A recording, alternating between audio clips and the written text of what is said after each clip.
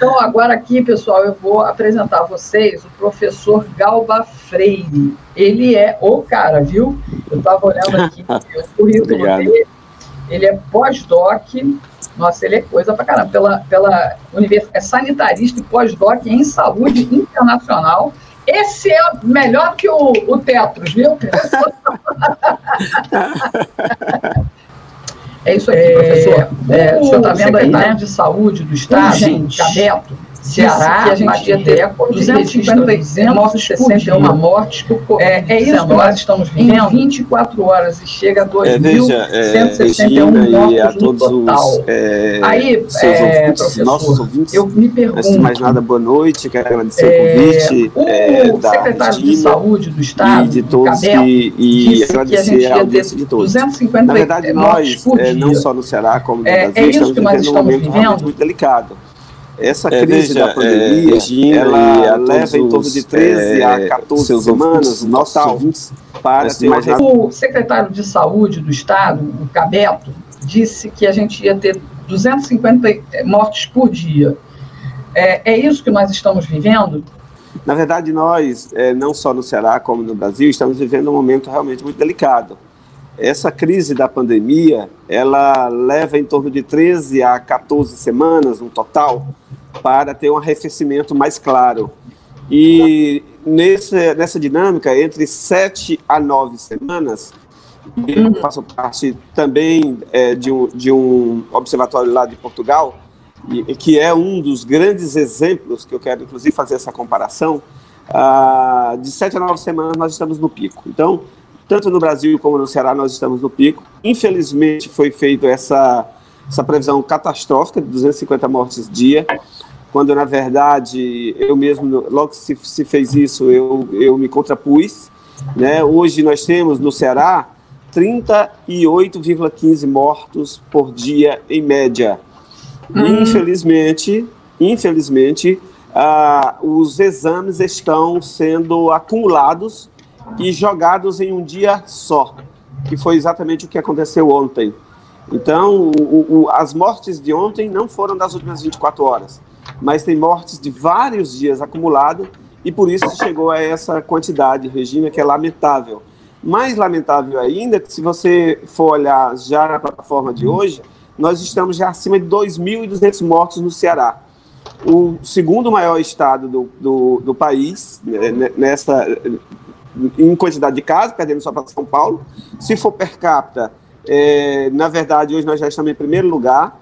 E Fortaleza, não sei se todo mundo tem essa dimensão, somando-se todas as cidades do sul do país, mas todas as cidades do centro-oeste, Fortaleza já tem mais mortes do que a soma da totalidade dessas cidades. Então, realmente, é uma tragédia, é algo de se refletir. O fato é que nós temos alguns fatores históricos que fazem essa situação chegar onde nós chegamos. Não sei se eu poderia já citar esses fatores, ou se você pretende deixar para frente. Eu deixo para frente. Eu queria perguntar uma coisa, então. Se o senhor diz que, pelo observatório, seriam, em média, 40 mortes, vamos arredondar. O senhor disse aí 38 e tal. Sim. 40 mortes por dia, mais a mídia divulga 261 mortos, 200, 190, 180. Será que não estaria havendo um acúmulo exatamente para... Deixa eu ver se eu me explico sem que eu coloque o senhor numa saia justa. Será que não estaria havendo um mau uso dessa informação? Então, isso é uma coisa importante. Eu tenho feito uma avaliação diária de todos os boletins da Secretaria de Saúde do Estado do Ceará, e além de 3 plataformas, uma que chama Monitora SUS, que é do ICICT da Fiocruz, outra que chama Covid do próprio Ministério da Saúde, e outra que chama Covida, que é uma plataforma que também da Fiocruz, só que do SIDAX, da Fiocruz Bahia. Então, na verdade, e a plataforma do Ceará, nós temos percebido uma grande variação dos números. Então, se eu olhar os dados que existiram ontem e antes de ontem, amanhã eles já não são iguais ao que eu olho hoje. E eu lamento que a mídia não tenha percebido essas mudanças tão fortes. Na última segunda-feira, na verdade hoje está fazendo 12, 13 dias, o Ministério da Saúde saiu com algumas notas exigindo mudanças e padronização, uma coisa muito importante que não era feita até agora. E eu quero parabenizar o Ministério da Saúde porque fez agora. Mas antes não fez, né? Então, por exemplo, uma das maiores críticas que eu tinha à gestão do Mandetta. Então, não havia uma padronização. Cada um imputava os dados da forma que queria. Então, um sistema chamado GAL, que é a gestão de atenção laboratorial, o outro chamado SUS-VE, que é de vigilância epidemiológica, e um terceiro sistema, onde o Ministério da Saúde, na segunda-feira próxima passada, não essa, eles determinaram alguns modelos para que seja feita essa vigilância epidemiológica e lançar os dados. E aí a própria Secretaria de Saúde do Estado lançou algumas notas no seu site, dizendo que teria que fazer revisão, inclusive para trás.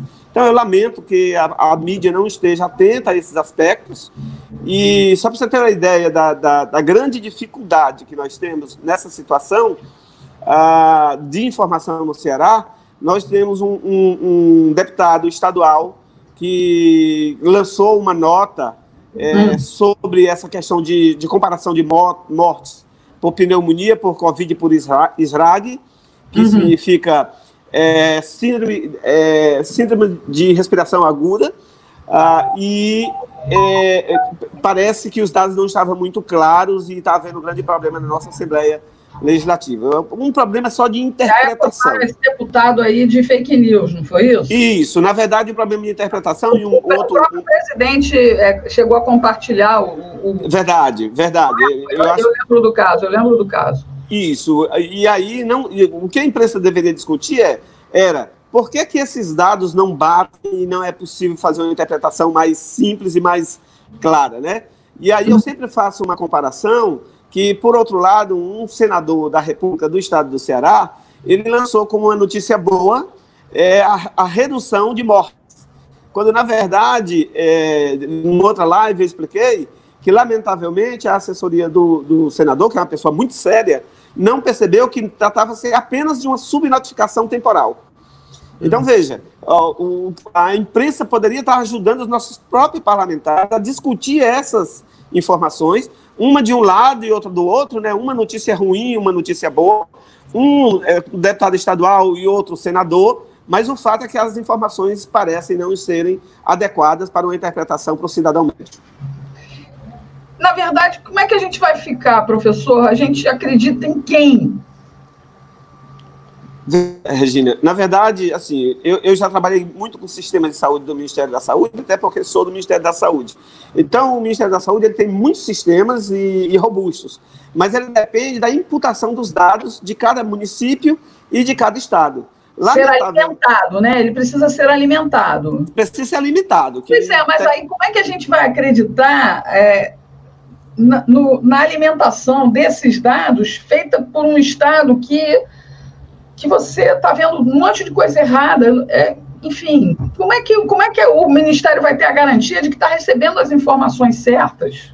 Pronto, complicado. Então, é muito complicado. Então, essa era a minha crítica à gestão anterior, porque não se padronizou especificamente os modelos de alimentação dos dados. Isso foi feito na última segunda-feira. Agora, eu acho que o Ministério da Saúde deveria ser mais proativo, deveria fazer uma auditagem desses dados, poderia fiscalizar os dados. Em especial, Regina, e aí alguém pode dizer, mas são 5.570 municípios. Mas se você olhar, por exemplo, no Ceará, é região metropolitana de Fortaleza, Sobral e Itapipoca. Se você for olhar em São Paulo, São Paulo, ABC e mais 2 ou 3 macro-regiões. Em Minas, do mesmo jeito. Então, essas grandes regiões deveriam ser auditadas, porque 90% dos casos estão nessas grandes regiões. E, infelizmente, a gente ainda não percebeu esse movimento no Ministério da Saúde, que eu acho fundamental, porque eu acho que está juntando muito alhos com bugalhos. Tem que se avaliar e auditar esse dado para ter uma validação e até para ajudar para que a população média e até os nossos parlamentares tenham uma crítica mais adequada dentro de dados realísticos. Bom, professor, eu queria perguntar uma coisa para o senhor. O governo do Ceará diz que nós somos o estado que mais realiza testes do mocoronga. Eu chamo o bicho de mocoronga.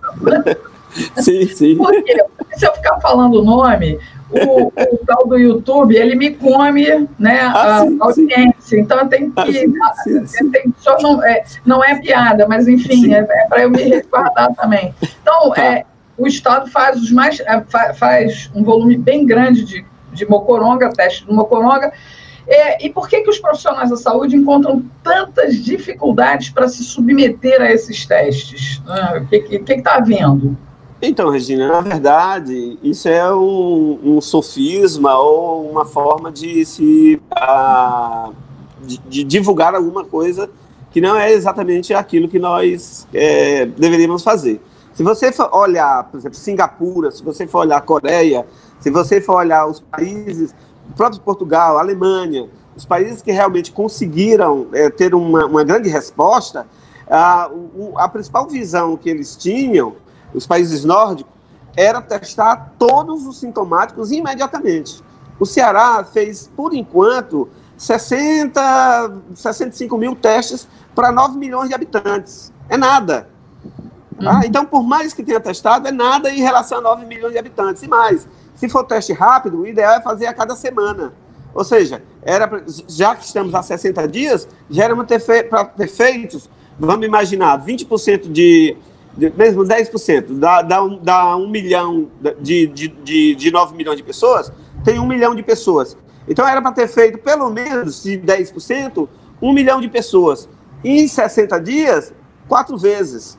Então veja, a questão dos testes, hoje os especialistas eles são muito claros, são desprezíveis a questão dos resultados dos testes que foram feitos. O que hoje está alimentando o sistema de forma muito rápida são os sintomas relatados pelo médico. Então, o médico faz uma anamnese profunda e ele faz a divisão, o que é esrague, o que é pneumonia, o que é Covid, H1N1 e assim vai. Porque os testes realmente é um número ínfimo. E aí, por isso que você diz, por que os profissionais não conseguem ser testados? Porque nós fizemos, em 60 dias, 70 mil testes. Então, para 2 milhões. Para 9 milhões de pessoas. Então, imagine aí, não é possível, se eu fosse um governante, eu nem citava isso, porque, na verdade, é um dos grandes pés de barro ou fragilidade do sistema. Eu vou fazer 2 perguntas, eu espero que o senhor possa me responder. Por que o teste rápido, esse que semana passada eu registrei o pessoal fazendo fila aqui no Clementino Fraga, pagando 240, e qual é a segurança que me dá fazer um teste desse? Porque esse é um teste rápido, né, de drive-thru. E a segunda questão isso me ajuda em alguma coisa a saber? Eu posso não estar hoje, mas posso ficar amanhã. Ou é neura das pessoas querer fazer esse teste? Não, pelo contrário, você pode até ter um efeito negativo. Me permitam 2 exemplos. Hoje uma pessoa me mandou uma mensagem comemorando que tinha feito um teste rápido e como tinha dado negativo, agora ela estava só com gripezinha e ia sair andando. Né? Então, possivelmente, como os estudos em Wuhan de 50 mil pacientes mostram que 79% dos transmissores são assintomáticos, não são os que têm sintomas. Então, essa pessoa possivelmente vai sair multiplicando. E aí, por incrível que pareça, minha esposa, por acaso, essa semana, fez um teste rápido, deu negativo, e no outro dia fez o PCR e deu positivo. Então, veja a dificuldade que você tem na questão do teste rápido. Então, nós temos mais de 90, hoje eu estava ouvindo o presidente da Anvisa dizendo que mais de 90 testes foram aprovados no Brasil em regime de urgência, mas que só parte deles já passaram por uma revalidação pelo laboratório chamado INE da Fiocruz. Então, é algo que precisa tomar muito cuidado. E aí eu queria lembrar que principalmente os testes chineses, né? A Inglaterra, o Reino Unido, a Inglaterra devolveu 3,5 milhões de testes rápidos chineses por imprecisão. Não dava o resultado, dava um altíssimo resultado falso negativo. E a Espanha fez uma denúncia, inclusive a nível mundial, que grande parte do problema que eles tiveram foi comprar testes chineses que não deram as respostas adequadas e eles perderam o mapeamento de quem realmente estava positivo. Ou seja, o Xing Ling é cada vez mais falsificado, né? Muito perigoso do ponto de vista, primeiro, de você ter falsos negativos e, segundo, numa escala ampliada. Por exemplo, aqui no Ceará já chegaram 2 aviões, ninguém sabe qual é a marca exata dos testes que chegaram, mas numa escala ampliada você pode estar multiplicando. Porque já imaginou, por exemplo, minha esposa mesmo disse, já que eu estou negativa, eu estou numa casa diferente, já está na hora de você voltar. Aí eu digo, não, mas faça o PCR, no outro dia estava positivo. Então veja o risco que a sociedade corre. Hoje eu recebi uma mensagem de uma senhora, eu não vou dar o nome agora, porque eu também não posso acusar nem nada, né? Mas ela me disse que ela foi com o marido para... Ele é hemofílico, parece. Hemofílico. Sim. Foi para o atendimento médico, e aí lá colocaram ele junto a paciente do Mocoronga. Sim, e aí, quando ela viu que queriam internar ele lá, ela falou, não, você não vai ficar aqui, vamos embora. E aí ela fugiu do local. Sim. Porque ela ficou com medo que ele se contaminasse, e ela também, né? Sim. Aí eu fico pensando, professor, qual é como é que um médico, ou aquele que é responsável ali pelo primeiro atendimento, será que estão preparados para identificar o Mocoronga? Será que estão? Esse é um grande problema. Inclusive, eu estou participando de um estudo com professores da UFC para fazer um modelo de predição quando chegaremos à curva e qual o período que vai estar decaindo. E eles estavam com dados, refinando o modelo com dados no começo de março. Então, existe uma coisa muito importante, que é quando o médico começa a ter mais segurança nessa identificação. Então, eu sugeri que descartasse os dados de março e refinasse por abril, quando os médicos estarão mais formados. E aí vem um grande problema. Por exemplo, aqui se tomou uma decisão de se colocar hospitais de campanha, que a ampla maioria das pessoas que estão lá são médicos recém-formados. Nada contra o médico recém-formado. Mas, imagine aí, no meio de uma pandemia, você começar a trabalhar no meio da pandemia sem médicos mais experientes, sem equipamentos necessários.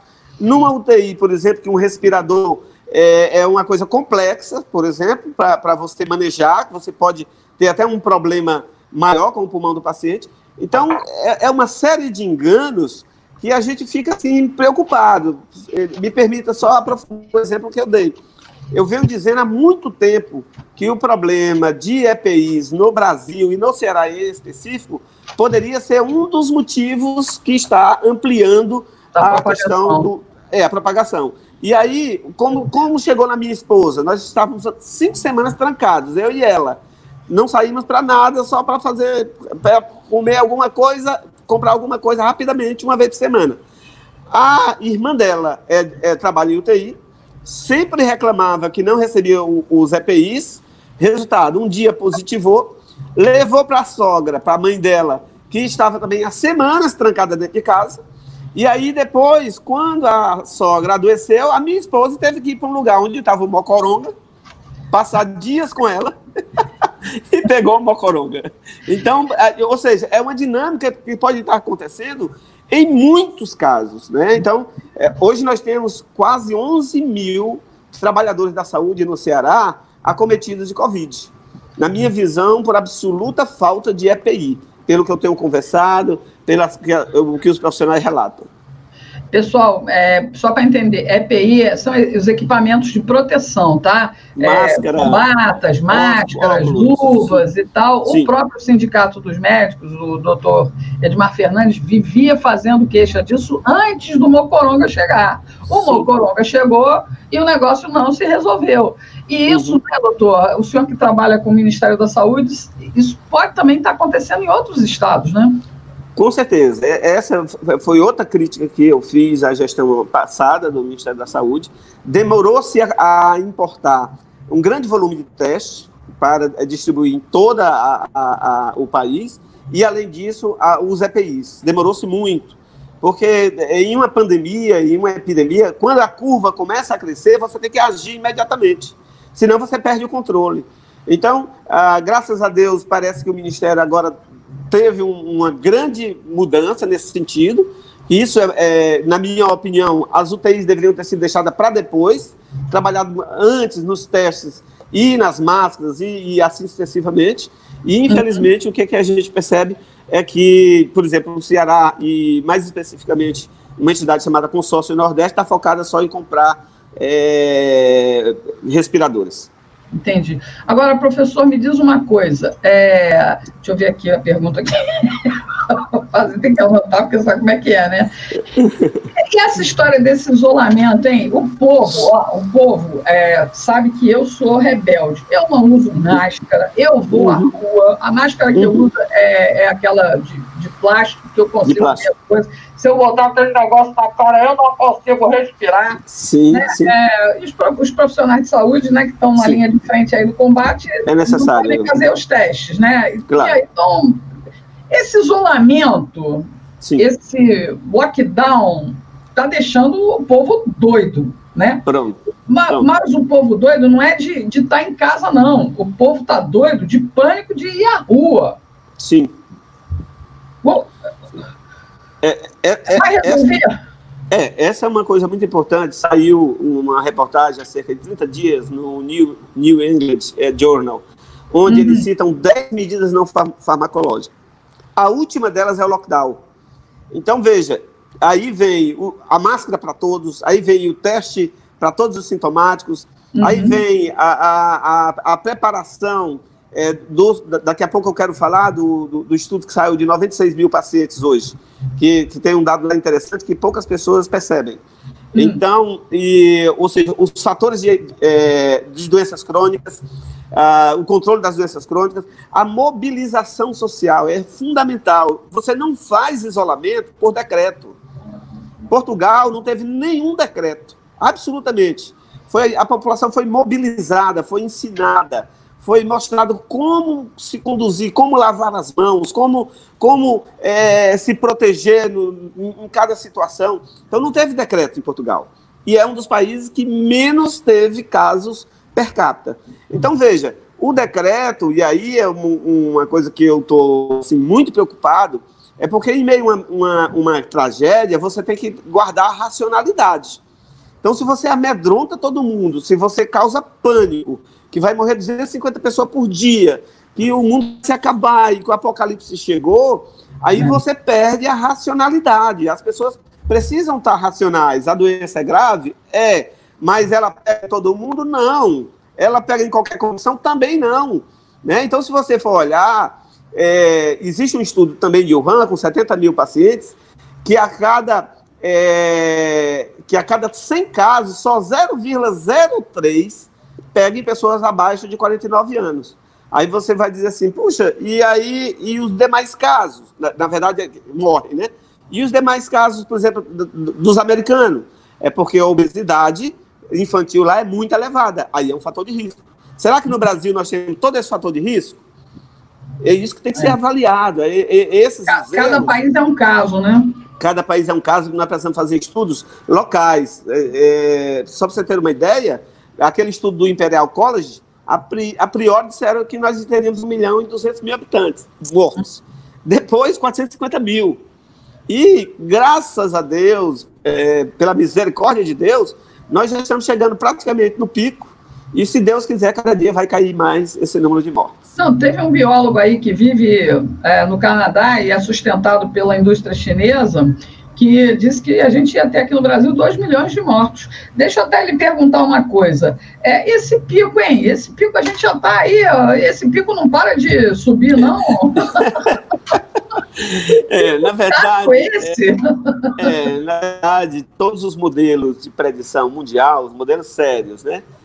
De predição mundial, que aí tem um problema, viu, Regina? Tem muitos modelos aí que são matemáticos. Apenas o matemático, apenas o físico, não são pessoas que têm experiência com epidemiologia, então não conhecem a dinâmica, né? E aí, se você coloca qualquer dado ali inadequado, sem fazer um refinamento do dado, isso explode. Aí, quando é um físico, quando é um matemático, no Ceará parece que são físicos, as pessoas que fazem. Se ele não tiver esse apoio, essa ajuda, fica muito complicado. Agora, os melhores modelos sempre apontaram que o pico estaria entre a última semana de maio e a primeira de junho. Para se fazer medo à população, ficavam dizendo, é hoje, é amanhã, é depois de amanhã. E aí esqueceram os aspectos sociológicos. Porque as pessoas, por exemplo, no Ceará, nós estamos há 60 dias trancados. As pessoas não aguentam mais. Era muito melhor. Querem dar um tiro no meio da cara do Camilo e do Roberto Cláudio. Deixa eu perguntar uma coisa. O presidente Bolsonaro, desde o início, quando ele foi avisado lá pelo Trump, né, da cloroquina, ele falou, tem uma solução, é rápida, barata e eficiente, né? O Ceará agora parece que resolveu adotar o protocolo para os iniciantes no Mocoronga, né? E o que o senhor acha disso? Veja, para mim essa é uma informação que ainda não está muito clara. O Ceará ele fez um protocolo experimental que não envolve a hidroxicloroquina, envolve outros medicamentos, e esse protocolo experimental estava sendo levado para as UPAs e as unidades básicas de Fortaleza. Mas era um protocolo específico do Ceará. Na verdade, o que eu penso é que hoje nós temos o exemplo do protocolo de Madrid, que foi bastante estudado pela doutora Diná, lá tem uma brasileira lá, né? Isso. A de Floriano, né? Que ela, inclusive, recomendou para os médicos de Floriano. Na verdade, nós temos duas. Nós temos uma de São Paulo, que está fazendo um bom trabalho no Sírio-Libanês e no Einstein, e tem a doutora Mariana, que faz o trabalho em Floriano. Mas interessante que numa live que eu ouvi ela falar, esse protocolo de Madrid já tratou 45 mil pacientes. Segundo ela, eles reduziram, ou eles conseguiram achatar a curva em grande parte da Espanha e na Itália a partir desse protocolo. Então, veja, não há uma evidência científica clara e, logicamente, a gente que trabalha com estudos científicos sabe que isso leva tempo para fazer, mas há uma experiência prática e, a partir daí, a Unimed de Ceará e o Apivida de Fortaleza passaram a utilizar esse protocolo com grande sucesso. Sim. Então, como o doutor Dorico Moraes e o doutor Anastácio Queiroz e um grupo de infectologistas muito importantes do NPDM, que é o Departamento de Farmacologia da UFC, eles dizem, é o uso compassivo, eu preciso dar alguma coisa para o paciente, eu tenho que olhar a experiência e fazer algo. E eu fico pensando no seguinte, são 5 dias de remédio, será que as consequências para a saúde desse paciente serão tão trágicas assim? Tem gente que toma o Bolsoquina há 50 anos. Tem gente que toma isso porque tem doença crônica e não está morrendo de outra coisa, está se mantendo vivo por causa do remédio. Esse remédio impede a malária. Pô, não dá para entender isso, essa resistência contra um medicamento que pelo menos em todo mundo que tomou, Davi, o IP, o Calil, tomaram e ficaram bons. Né? Porque essa resistência parece que é só por causa de uma questão política. O senhor me desculpe, mas eu precisava falar isso. Eu não sei o seu posicionamento político, mas eu precisava falar isso. Enfim, não, eu não quero entrar nesse detalhe da discussão política, mas o que a gente percebe é que nós não temos uma outra opção mais relevante que esse protocolo que fez sucesso no exterior e já está fazendo sucesso no Piauí e agora no Ceará. E aí nós temos que tomar cuidado com os estudos, né? Hoje saiu um estudo interessante de 96 mil casos, né? E aí diz, não teve diferença, nem a mais e nem a menos. E a mortalidade se manteve. Quando você olha para o lado direito dos gráficos do estudo, e aí é um cuidado que nós temos que ter, que para além do resultado, você precisa olhar a metodologia. Então, ali está claro que a variância das mortes usando hidroxicloroquina em vários esquemas está associado às doenças cardiorrespiratórias, a DPOC, que é doença pulmonar crônica, a diabetes, tá? E há outras comorbidades que a própria bula diz que esses casos não devem ser usados cloroquina. Entendi. Então, veja, se você vai dar cloroquina a quem realmente não poderia tomar, é claro que vai ter o mesmo nível de mortalidade de quem não tomou ou vice-versa. Então, tem que ter muita cautela nesses estudos. Bom, eu só um comentário, mas eu acho que ninguém morre de véspera, doutor. Você morre quando tem que morrer. Desculpa aí, mas...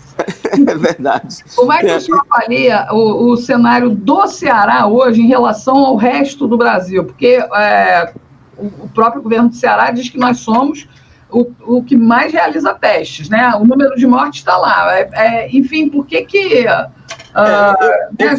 como é que nós estamos em relação aí ao resto? Eu costumo dizer que o teste ele serve para ações preventivas de contenção. A morte é a morte, mas cedo ou mais tarde ela vai aparecer testando ou deixando de testar.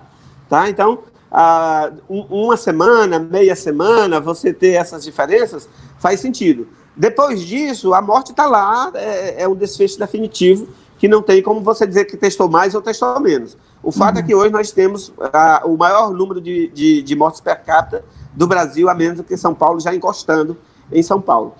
E Fortaleza, como eu disse, um número absurdo comparado a se somar grande parte das cidades do Brasil. Agora, o que me chama a atenção quando você fala?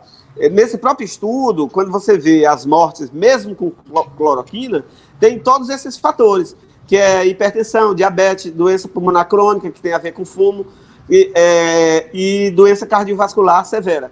Ora, isso quem faz, quem cuida, quem administra, quem não deixa piorar, é a Unidade Básica de Saúde. E aí, o que aconteceu no Ceará? E aí tem um motivo, tudo tem motivo, nada de graça.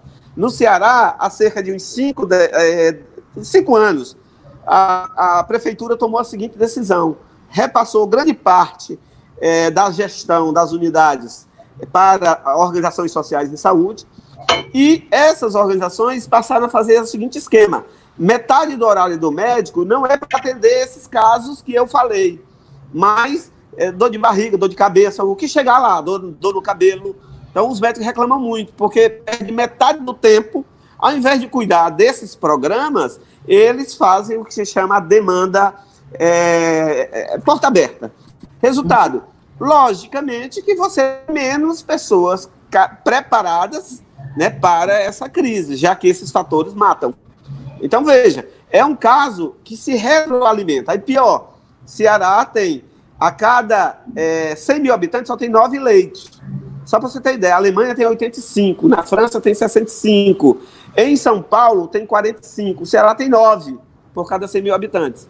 Então, além de ter todos esses fatores que possivelmente a população está com fatores de risco, você ainda não tem a UTI para atender o paciente.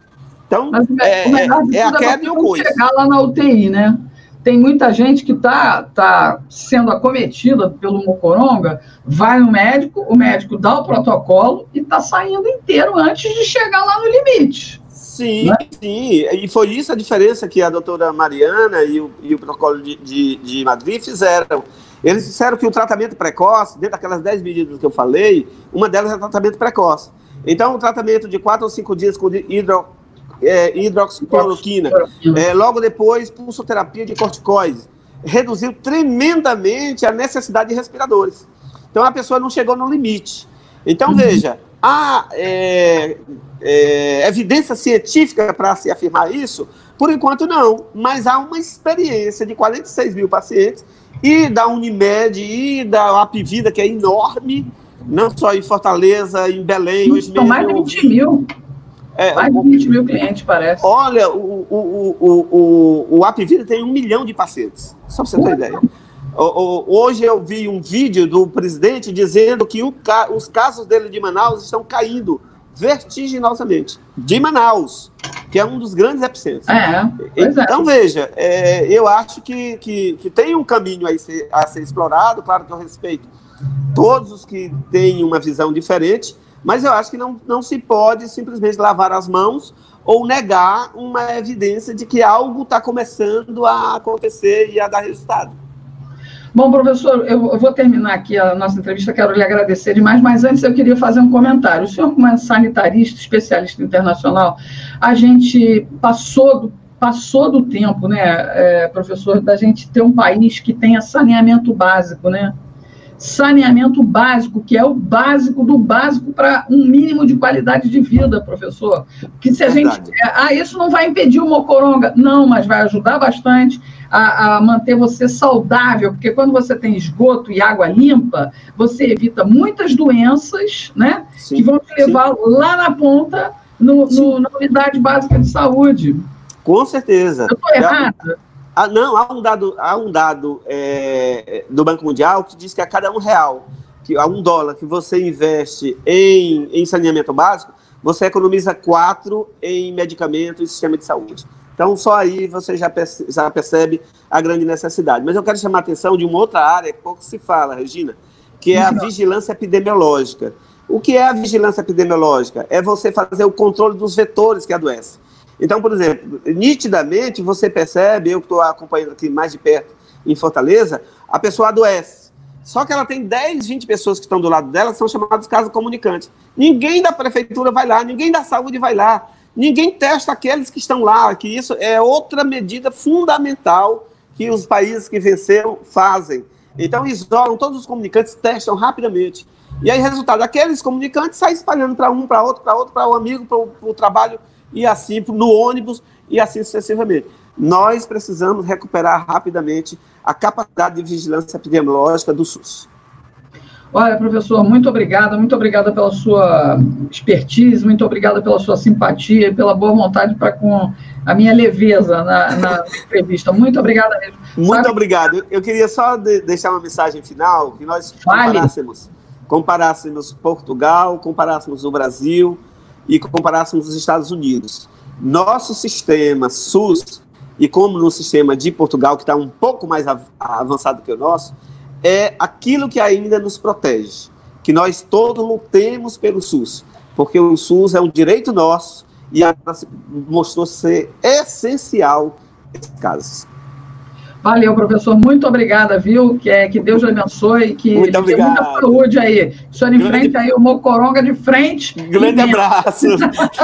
Um abraço, até mais. Beijão, obrigada, tchau. Tchau. Gente, sensacional aqui a entrevista do